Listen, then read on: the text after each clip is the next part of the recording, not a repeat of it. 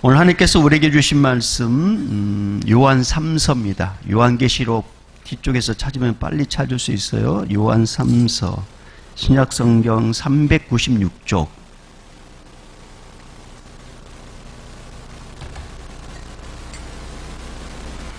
요한 3서 2절 3절 4절 요한 3서 2절 3절 4절 2절은 제가 3절은 여러분이 4절은 우리 함께 요한 3서 2절을 제가 먼저 보겠습니다.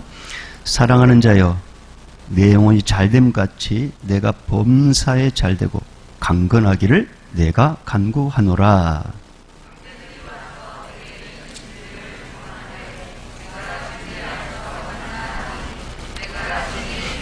같이 읽겠습니다. 내가 내 자녀들이 진리 안에서 행한담을 듣는 것보다 더 기쁜 일이 없도다. 아멘. 우리 시간에 마음을 모아서 엄지척하면서 회복되기를 원합니다. 이렇게 회복되기를 원합니다. 회복되기를 원합니다. 네, 회복되기를 원합니다. 회복 시리즈 우리 오늘 이제 4번째 시간인데요. 오늘 첫 번째는 이제 믿음을 우리가 회복하자고 했죠. 믿음을. 두 번째는 이제 뭘 회복하자겠어요? 고마워요. 여러분 잊어먹어야지 제가 설교하죠. 기도를 회복하자. 기도를 회복하자. 그리고 이 앞주에는 사명을 회복하자. 그리고 오늘이 이제 관계를 회복하자. 관계를 회복하자. 그런 제목을 가지고 주음성을 듣겠습니다.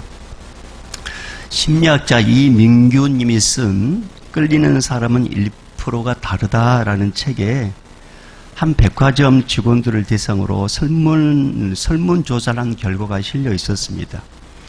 그 설문조사 중 좋아하는 상사 1위, 좋아하는 간부 1위, 그 1위가 누구였냐? 인간적이며 유머 감각이 있는 사람이 1등으로 꼽혔습니다. 어떤 여자 동료가 좋으세요? 라는 질문에 남자 직원들은 밝은 미소를 가진 사람, 미모가 아니에요. 아셨죠? 밝은 미소를 가진 사람이 1위로 꼽혔고, 한 중공업 회사 직원들에게는 가장 모범적이고 멋진 사원을 묻는 조사에서도 항상 밝게 웃음 짓는 여사원, 이게 이분이 이제 1위로 차지했습니다. 여러분, 아이들은 왜 뉴스보다 개그 프로를 좋아할까요? 재밌는 사람들이 많이 나오기 때문에 그렇습니다. 사람들은 왜 정치인들보다 연예인들을 좋아할까요? 정치인들의 표정은 굳어있지만 연예인들은 웃고 있지 않습니까? 인기 있는 프로나 토크쇼에 단골로 출연하는 사람들의 특징이 있는데 그 특징이 다 똑같은데 그 특징이 뭐냐면 모두 다 잘 웃거나 잘 웃긴다는 것입니다. 그러니까 이분이 이제 항상 거기에 자리에 있게 되는 것입니다. 여러분, 왜 사람들은 잘 웃는 사람들을 좋아할까요? 그런 사람과 함께 있으면 덩달아 기분이 좋아지기 때문에 그렇습니다. 우리말에 일로라는 말이 있습니다. 한 번 웃으면 한 번 젊어지고 한 번 화내면 한 번 늙는다라는 그런 뜻입니다. 또 소문 만복내라는 말도 있습니다. 웃는 문으로 만복이 들어온다는 말입니다. 우리가 흔히 알고 있는 말도 있죠. 웃는 얼굴에 침 뱉지 못한다라는 그런 말이 있습니다. 근데 정말 그런 것 같아요. 웃는 표정으로 저에게 뭔가 욕을 하잖아요. 거절하기 쉽지 않습니다. 웃으면서 목사님 저 이번 주에 그래요? 근데 미국의 한 통계 자료에 의하면 고속도로에서 과속 단속에 걸린 사람들 중 여성들이 남성들에 비해 훨씬 적게 딱지를 뗀다고 해요. 단지 여성이라는 것 때문에 이렇게 봐주는 게 아니라는 거죠. 분명히 남성들이 딱지를 많이 떼고 여성들이 딱지를 뗄 수 있는데 많이 떼지 않는 이유가 있겠죠. 떼지 않는. 근데 연구해 봤더니 여성 운전자와 남성 운전자가 보이는 태도에 달라서 이렇게 딱지를 많이 떼냐 안 떼냐에 다르더라는 것입니다. 일반적으로 단속에 걸리면 남성들은 잘 웃지 않고 못마땅한 표정을 짓지 않습니까? 저도 그런 적이 있습니다. 기분 나쁘다는 거죠. 그러나 여성들은 남성들에 비해서 훨씬 더 미소를 많이 띠고 깊이 뉘우치는 기색을 보인답니다. 그러면서 가속을 할 수밖에 없었던 개인적인 사정을 이야기할 때 부드럽게 이야기한다는 거죠. 그랬어요. 그랬어. 막 이렇게. 그러면은 그 표정을 보고 단속 경찰관이 이렇게 이야기한다는 거죠. 가속하지 말고 안전운전 하세요. 그렇게 보낸다는 것입니다. 근데 여러분, 우리 하나님도요, 믿음의 자녀들이 막 이 세상 살면서 웃는 모습을 보고 싶었던 것 같아요. 왜냐하면 성경에 이런 말씀이 있지 않습니까? 뭐라고 그랬어요? 항상 기뻐하라. 항상 기뻐하라. 믿지 않는 사람들이야 자기 인생 짐 혼자 다 짊어지니까 어쩔 수 없다 하지만 우리 믿는 자라요. 그래 주님이 수고하고 무거운 짐인 자라 다 내게 맡겨라 했는데 근데 항상 얼굴이 침통해. 그러니까 하나님께서 마음이 불편한 거죠. 야, 난 너 그렇게 만들지 않았는데 왜 그렇게 얼굴에 그렇게 막 인상 쓰고 있니? 나는 이런 모습 보고 싶어. 어떤 모습? 기뻐하는 모습. 그래서 항상 기뻐하라. 이런 말씀 하신 거예요. 사랑하는 여러분, 우리 모두는 나와 너 이 관계 속에서 살 수밖에 없습니다. 특히 예수 믿는 우리는 전도의 사명이 있지 않습니까? 전도의 사명. 그래서 무엇보다도 관계가 중요한데 좋은 관계를 맺으려면 첫 번째, 우리 집에 딱 들어가면 문이 탁 맞이하는 것처럼 좋은 관계를 맺는 첫 번째는 뭐냐면 웃는 표정이 그렇게 중요해요. 웃는 표정. 가장 기본이 이것부터 우리가 바꿔야 되는 거예요. 이것부터. 좋은 관계를 맺으려면 처음에 이 웃는 표정, 이게 3초의 법칙이죠. 3초에 딱 결정된다는 것입니다. 우리가 전도를 해야 되고 예수 믿는 사람인데 내 인생이 죽을 맛이야. 근데 이 죽을 맛 같은 이 인생, 이것을 표정으로 표현한다 해보십시오. 내 얼굴에 침통함이 가득 찬 이렇게 상태에서 예수 믿으세요. 예수 믿으세요 그러면은 그분이 말하지 않지만 그렇게 말하지 않겠어요? 당신 꼬라지를 보니 예수 안 믿고 싶소. 왜? 얼굴이 침통하고 인상이 막 험하게 굳어있는 상태에서 예수 믿으세요 하면은 그게 무슨 효과가 있겠어요? 그게 무슨 능력이 나가겠습니까? 비단 이게 뭐 관계에서뿐만 아니라 가정에서도 마찬가지입니다. 가정에서도. 언젠가 내가 이제 집에 들어갈 때 아내가 대뜸 이러더라고요. 무슨 일 있어요? 얼굴 표정이 왜 그래요? 아니 나 아무 일도 없는데? 정말 그날 아무 일도 없었습니다. 근데 아니라고 무슨 일 있는 것 같다고 그렇게 막 물어보는 거예요. 근데 제 딸이 저를 딱 쳐다보는 거예요.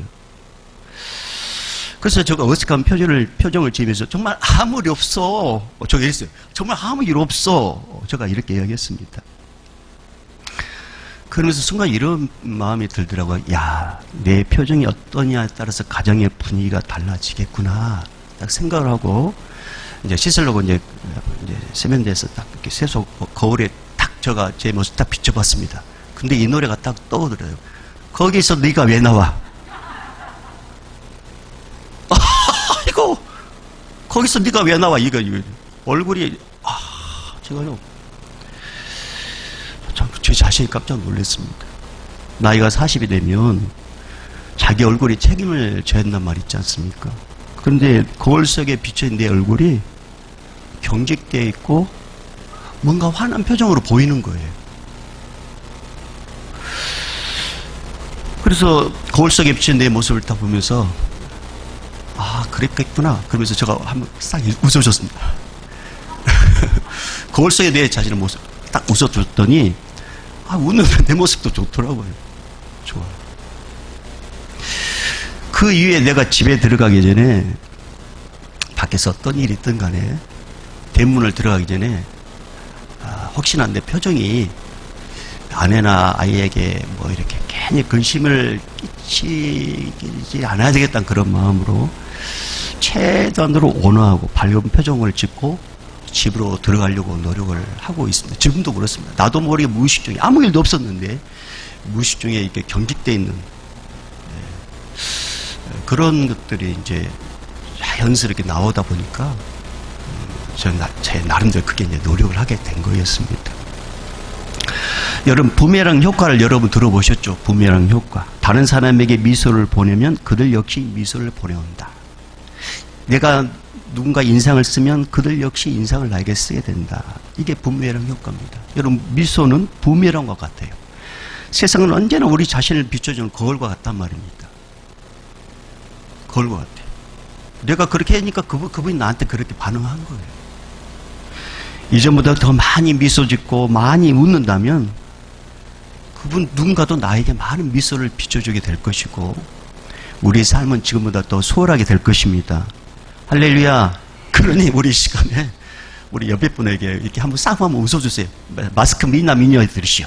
눈동자로. 네, 한번 웃어주십시오. 네.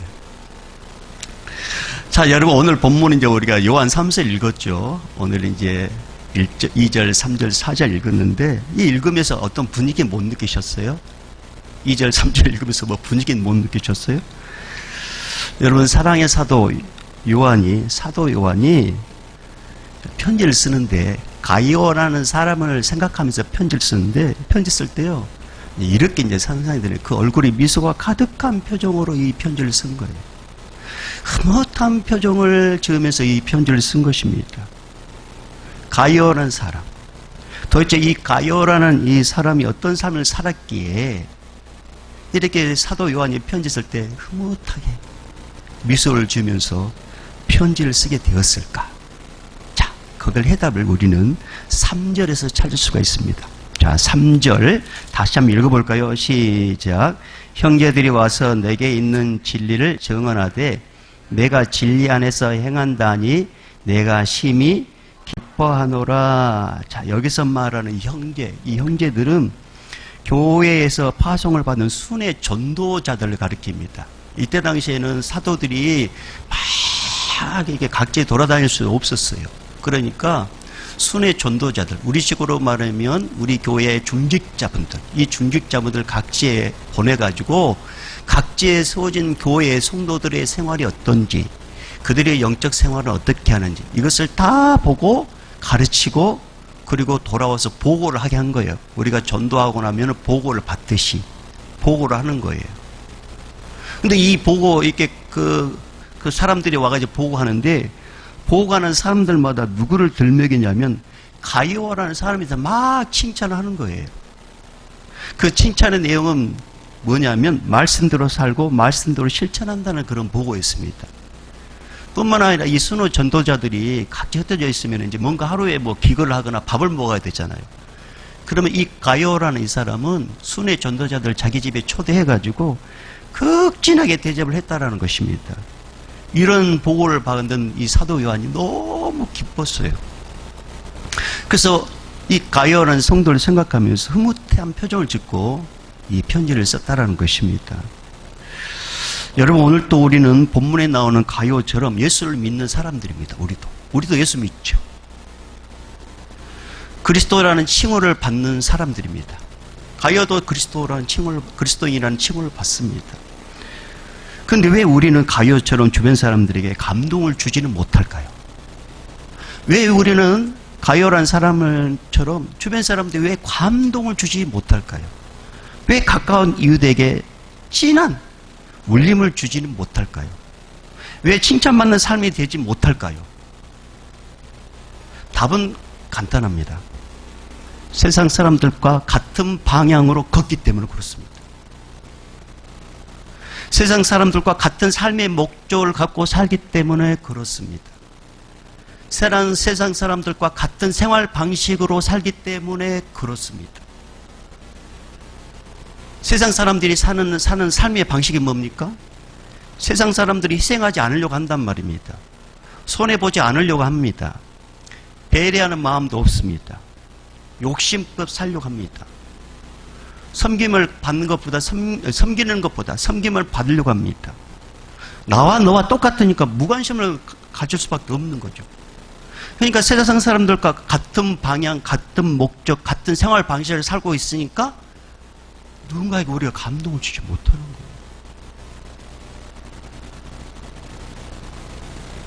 그리고 예수님에 대해서 이야기를 해도 듣지도 않고 믿으려고도 하지 않는 것입니다. 왜? 네가 나와 똑같은데 뭔가 다른 게 있으면 보여주라는 거죠. 뭔가 다른 게 있으면. 누가복음 10장 25절의 말씀 보면 선한 사마리아인 비유가 나옵니다. 어떤 율법사가 이제 예수님을 시험하려고 이제 질문합니다. 내가 무엇을 하여야 영생을 얻겠습니까? 이 질문에 예수님은 율법에는 뭐라 기록되어 있냐? 이렇게 대신 물어봅니다. 그러니까 율법사가 답을 합니다. 마음을 다하며 목숨을 다하며 힘을 다하며 뜻을 다하여 하나님을 사랑하고 내 이웃을 사랑하라고 이렇게 기록되어 있습니다. 이렇게 대답합니다. 그러니까 예수님께서 율법사의 말을 듣고 그래 네 대답이 옳다. 네가 말한 대로 행하면 산다. 그러니까 네가 말한다면 영생을 받게 될 것이다. 이 대답을 했단 말입니다. 그러니까 예수님의 대답을 들은 율법사가 그럼 도대체 내 이웃이 누굽니까? 라고 이렇게 물어봤을 때 예수님께서 한 가지 비유를 하는데 그게 바로 선한 사마리아 비유입니다. 어떤 사람이 예루살렘에서 여리고로 내려가다가 강도를 만났어요. 이 강도들이 이 사람을 물건을 빼앗고 죽을 정도로 때려버렸습니다. 그리고 그냥 이렇게 길가에 이렇게 내팽개치고 도망가 버렸습니다. 그러니까 이 사람이 이제 길가에서 이제 씨름하면서 전혀 너무 많이 맞아가지고 움직일 수 없었고 힘이 없어요. 그런데 마침 그곳에 어떤 사람이 지나가냐면 제사장이 지나갑니다. 제사장. 씨름하고 있는 사람이 있으면 딱 다가가가지고 뭔가 돌봐줘야 될 건데 이 제사장은 그냥 그 사람 쓱 보고 그냥 지나가 버립니다. 그 다음에 얼마 후에 또 레인이 오다가 그 쓰러있는 사람 보고 그냥 또 지나가 버립니다. 그런데 얼마 후에 어떤 한 사마리아 사람이 그곳에 지나가는데 길바닥에 쓰러져 있는 그 사람을 보자 성경에 이렇게 기록되어 있어요. 불쌍한 마음이 들었다 이렇게 했습니다. 불쌍한 마음. 그래서 사마리아 사람이 그 사람 가까이 다가가서 돌봐줍니다. 응급처치를 해줍니다. 그리고 자기 짐승에 태워서 주막에 데려가가지고 거기서 또 돌봐주거든요. 근데 거기서 이 사마리아 사람은 거기서 계속 있을 수는 없었어요. 왜? 자기 할 일이 있기 때문에. 그래서 자기가 길을 나서기 전에 주막 주인에게 혹시 이 사람을 돌볼 때 돈이 들면 내가 와서 다시 갚을 테니까 이 사람 잘 돌보려고 그렇게 하고 떠나갑니다. 이 말씀하신 후에 예수님께서 율법사에게 묻습니다. 누가 강도 만난 사람이 이웃이냐? 그러자 율법사가 이렇게 대답합니다. 자비를 베푼 자입니다. 이 말을 들으신 예수님께서 율법사에게 이렇게 부탁합니다. 너도 가서 이와 같이 하라. 어려운 이웃을 돌봐주고 관심 가져주고 챙기는 것. 이것이 바로 말씀대로 순종하는 삶입니다. 무슨 말이? 말씀을 아는 것이 중요한 게 아니라 그 말씀을 실천하는 게 중요하다. 할렐루야! 말씀을 아는 게 중요한 게 아니라 그 말씀대로 사는 게 중요하다. 그 말씀 한 거예요. 여러분 야고보서에는 이런 말씀 있죠. 행함이 없는 믿음은 죽은 믿음이다. 야고보서 2장 22절에 이렇게 말씀하고 있어요. 네가 보거냐 믿음이 그의 행함과 함께 일하고 행함으로 믿음이 온전하게 되었느니라. 2장 26절에는 영혼 없는 몸이 죽은 것 같이 행함이 없는 믿음은 죽은 믿음이다. 여러분 다시 말씀합니다. 말씀은 아는 것도 물론 중요합니다. 아는 것보다 더 중요한 것은 그 말씀을 삶으로 실천하는 게 중요합니다. 말씀대로 사는 게 중요합니다. 그럴 때 나와 너 우리라는 관계가 회복되는 거예요. 그리고 다른 사람들이 진한 감동을 울림을 주는 것입니다. 진한 감동. 근데 같은 방향으로 가는데 같은 삶의 목적으로 같이 사는데 어떻게 누군가에게 관심을 끌겠어요? 사랑하는 여러분, 여러분은 주변 사람들에게 예수 믿는 사람이라고 인정받고 있습니까? 여러분은 주변 사람들에게 당신을 보면 나와 뭔가 다른 것 같아요. 그런 소리 혹시 듣고 계십니까? 아니 멀리 갈 것 없이 여러분의 가족들에게 여러분 어떤 존재로 비춰주고 있습니까? 여러분의 가족들에게 여러분은 어떤 존재로 보여주고 있습니까? 상담 심리학책을 보니까 이런 사례가 실려 있더라고요. 아버지의 퇴근 시간이 가까이 오고 아버지의 차 소리가 들리고 아버지의 발걸음 소리가 들리면 가족들이 가슴이 철렁 내려앉는답니다. 가족들의 가슴이 철렁 내려앉죠. 왜냐하면 아버지가 회사에서 무슨 일이 있거나 뭔가 마음에 들지 않으면 집에 와가지고 불같이 화를 낸답니다. 불같이. 가족들에게 분풀이를 한다는 거죠. 도대체 집안이 이게 무슨 꼴이냐? 당신 하루 종일 뭐 했냐고. 얘들이 뭔가 이제 재밌는 뭐 만화 프로그램 뭐 TV를 보잖아요. 그러면 그 시간에 영어 하나 더 단어 외우라고. 그렇게 막 나무란다는 것입니다. 이런 아빠의 성격 때문에 아내 되시는 분은 남편에게 꽃들이를 잡히지 않기 위해서 꺼진 물도 다시 보듯이 남편 퇴근 시간 되면 막 불안해가지고 뭔가 흠이 안 잡히려고 한다는 거죠.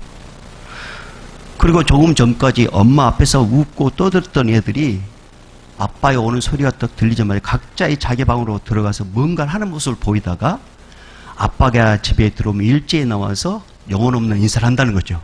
아빠 오셨어요. 그리고 각자 방으로 들어간다는 것입니다. 숨이 턱 막혀요. 숨이 턱. 그런 분위기에 그런 집안이었어요. 여러분 얼마나 삭막합니까? 아버지의 퇴근 시간을 기다려지는 게 아니라 우리 아빠는 늦게 왔으면 좋겠어. 참 이거. 그런 아버지였어요. 여러분 대부분 아들들은요. 너 다음에 어떤 사람을 결혼할래? 그럼 엄마 같은 사람은요. 엄마 같은 여자 만나서 결혼하고 싶어요. 그러면. 딸들에게 물어본단 말이에요. 넌 다음에 어떤 남자와 결혼할래? 그럼 딸들은 뭐라고 그래요? 아빠 같은 남자 만나서 결혼하고 싶어요. 그런단 말입니다. 근데 삭막한 분위기 속에 자란 아이들은요. 결혼에 대한 환상이 깨져버립니다. 결혼해서 가정을 가진다는 게 이런 것이라면 나 혼자 살아야 되겠다라는 생각을 어렸을 때 갖게 된다는 거죠. 어렸을 때부터. 여러분 이것이 결국 사탄을 이롭게 하는 것입니다. 왜냐하면 하나님께서 말씀하셨어요. 생육하고 번성하고 충만하고 정복하고 다스리라. 이게 하나님의 말씀이란 말입니다. 근데 우리 아이들에게 그런 삶을 심어주지 못한다는 것은 이건 사탄을 이롭게 하는 거죠. 결혼해서 뭔가 가정을 이뤄야 되는데 우리 집 가정 같으면 안 살라. 나 결혼 안 할 거야.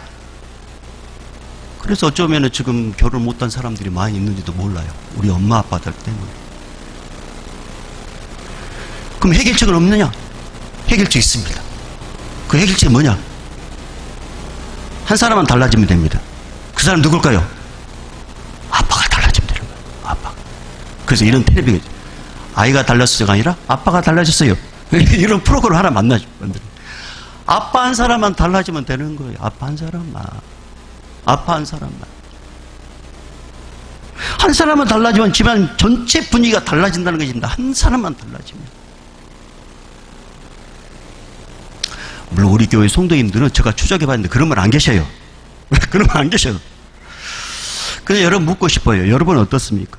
주변 분들과의 관계는 안녕하십니까? 가족들과의 관계 어떻게 안녕하십니까? 에베소서 4장 1절에 3절 말씀에 이런 말씀이 있어요. 그러므로 주 안에서 갇힌 내가 너희를 권하노니 너희가 부르심을 받은 일에 합당하게 행하여 모든 겸손과 온유로 하고 오래 참음으로 사랑 가운데서 서로 용납하고 평안에 매는 줄로 성령이 하나 되게 하신 것을 힘써 지키라. 이런 말씀이 있어요.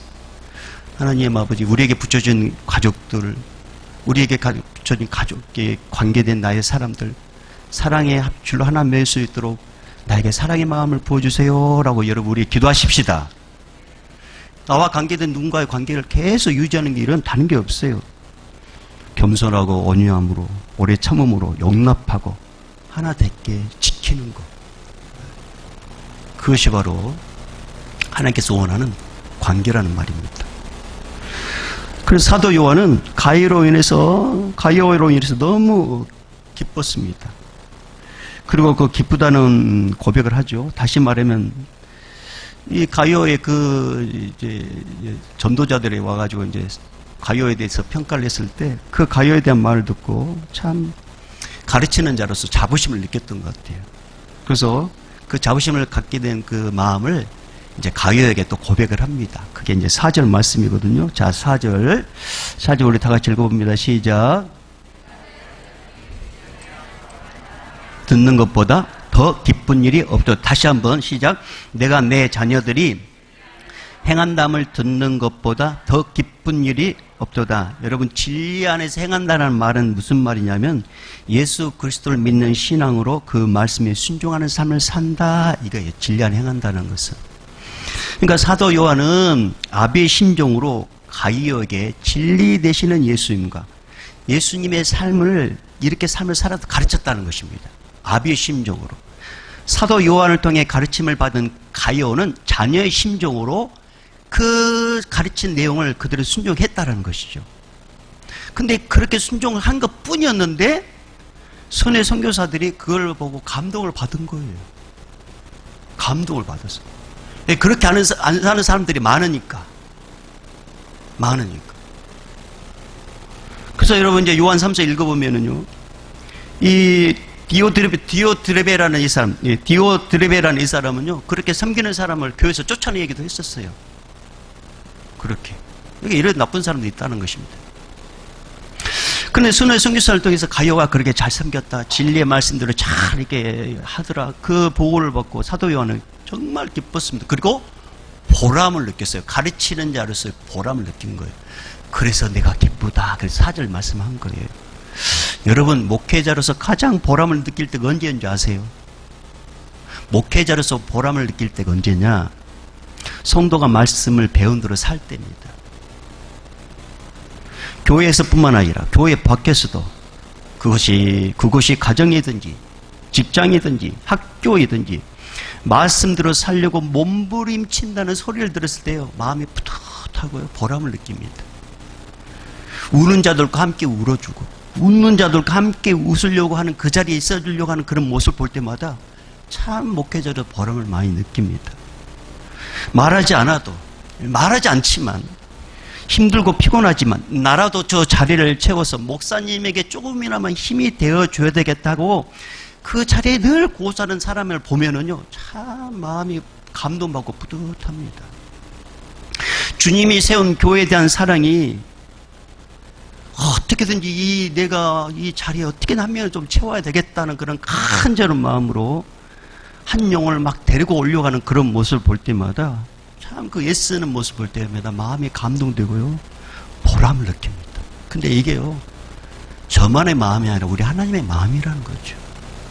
하나님의 마음. 그렇게 애쓰고 수고하는 성도를 볼 때마다 저는 어떤 마음을 갖겠냐면, 내가 더 잘해야 되겠구나. 내가 더 잘해야 되겠구나. 그러면서 자연스럽게 중보기도가 툭 튀어나옵니다. 그게 2절입니다. 자, 오늘 본문 2절로 다시 가볼까요? 시작. 사랑하는 자여, 내 영혼이 잘됨 같이 내가 범사에 잘되고 강건하기를 내가 간구하노라. 아멘. 여러분, 우리가 누군가를 놓고 기도할 때 감정도 같이 간다는 거 여러분 아세요? 자, 무슨 말이냐? 누군가를 기도할 때 기쁨으로 하는 기도가 있단 말입니다. 정말 잘 되기를 바라는 마음으로 하는 기도가 있어요. 그런데 반면에 누군가를 놓고 기도할 때 염려하고 걱정스러운 마음으로 하는 기도가 있어요.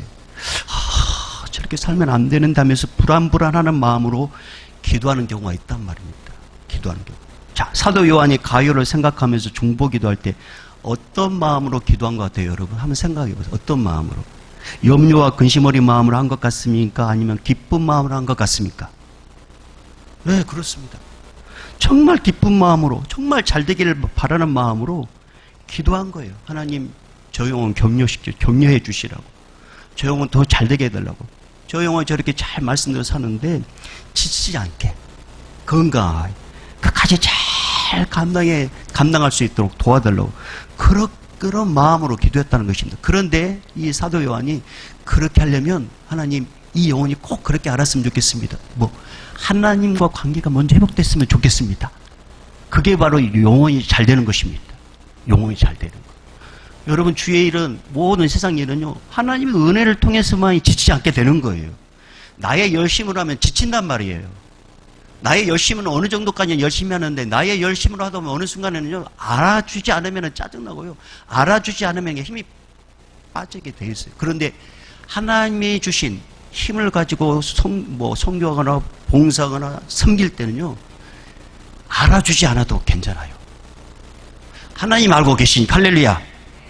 그러니까 하나님과의 관계가 먼저라는 것입니다. 하나님 관계. 그러니까 사랑하는 자여, 네 영혼이 잘 된 거. 이게 뭐예요? 하나님과 관계가 잘 되길 바란다. 그러면 자연스럽게 너에게 범사가 잘 되게 해줄 것이고 건강의 복을 얻게 될 것이다. 그러면서 그 힘을 가지고 더 잘 섬기길 바란다. 그런 마음으로 중보 기도를 한다는 것입니다. 그리고 그 마음을 성경에 편지에 기록해가지고 이걸 잊지 말아라. 그래서 2절 말씀을 딱 기록한 거예요. 사랑하는 여러분, 성경은 이렇게 말씀하고 있습니다. 오라, 우리가 여호와께로 돌아가자. 여호와께서 우리를 찢으셨으나 도로 낫게 하실 것이요, 우리를 치셨으나 싸매어 주실 것임이라. 여호와께로 돌아오는 것, 이것이 하나님과 나의 관계를 회복하는 단초가 되는 것입니다. 단초.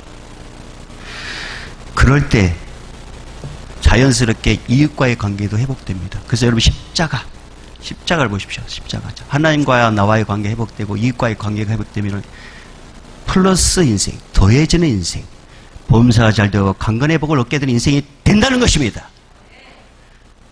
그 은혜를 다 누리시길 바랍니다. 그러면 자, 이것부터 먼저 해보십시다. 기본적인 거. 우리 얼굴이 전도지니까 얼굴에 미소를 짓는 것부터 우리 훈련해 보십시다. 네. 다시 한번 눈을 보면서 마스크 미남 미녀 드시오. 눈동자로 한번 싹 웃어주세요. 네. 예. 그것부터 그것부터 웃어주는 거 아셨죠? 웃어주는 것부터. 그러면은 부메랑 효과. 예. 작자 미상의 시가 있어서 제가 이제 이거 봄도 됐으니까 제가 안 하던 일을 좀 해보겠습니다. 시를 하나 딱 읊어주겠습니다. 시 제목이 뭐냐면 지금 하십시오라는 시입니다.